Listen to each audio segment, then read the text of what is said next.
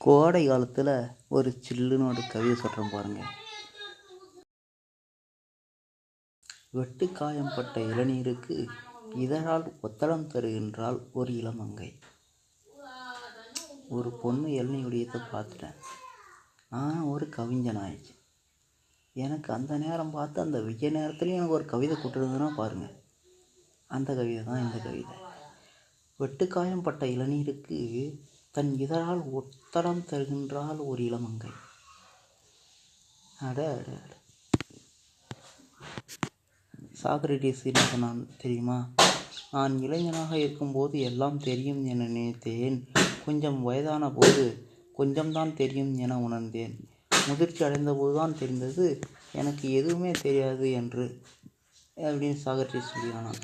அவன் சொல்கிறதெல்லாம் இந்த காலத்தில் யாருங்க கேட்குறாங்க?